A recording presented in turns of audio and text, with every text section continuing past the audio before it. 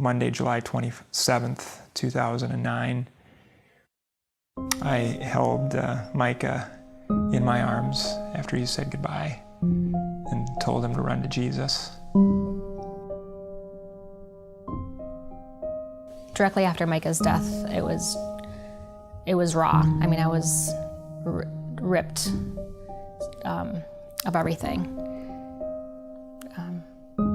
You know, I would wake up in the middle of the night and just start screaming and crying, just when you wake up in the middle of the night and know that your son is no longer here. I mean, I would go through the day just being exhausted from grief. How can anybody go on with life as normal? Don't you know what just happened to my son? And the world is not as I thought it would be. God is maybe not who I thought he is. And I need to reevaluate this.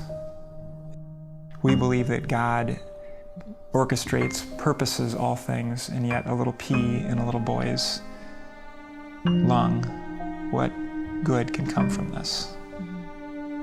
So looking for purpose is so key for all of us struggling with suffering.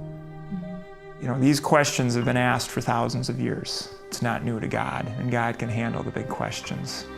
He's worthy of these questions, and we gotta direct them to him and to struggle with him like Jacob struggled with God.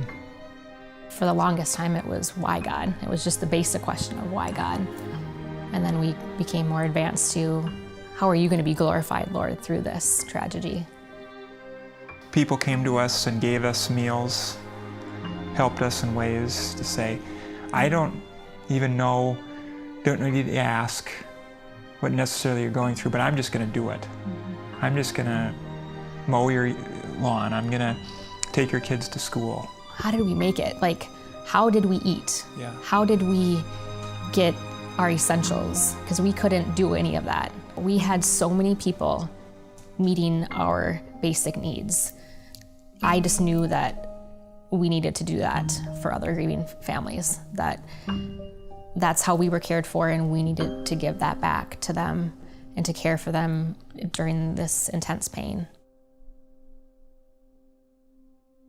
So the idea with the care package is that we want to give to recently bereaved families a few items that we found to be helpful. 3 books written on grief from a Christian perspective. The books are intended to encourage folks down the path of struggling with God in grief through biblical forms. Also, it includes some gift cards. So being able to be together as a couple to grieve together over a meal. We also include a Smile Again Ministries brochure to encourage fellow grieving families to go to a retreat center for some respite care. And it also shows folks who we have no connection with, look, we love you and we're giving you money. We want to come alongside of you, cry with you, not give you pat answers, but love you practically and point you to the source of joy and strength, which is Jesus. Because we are able to present the gospel of Jesus Christ and the hope of the resurrection to parents who are in their hour of deepest need. The care package is really our first connection with grieving families, but the second step is our biggest desire is to be able to meet one-on-one with these families, to be able to have a meal or coffee, to be able to grieve together, to be able to share our stories. And to come alongside of them and say, yes, you can re-engage, and it's not going to somehow negatively impact your child's legacy for you to smile, laugh, and live life again. It took a lot of time to find joy again. I mean, I'm not saying it's a happy feeling, but you get to a point that you feel joy again. Obviously through our relationship with each other, our relationship with the Lord, and really a relationship with other grieving families too. Just what does this look like, this new me and this new joy? It's a different level of connection. It's an understanding, a love that is undescribable. It's exhausting because it's mentally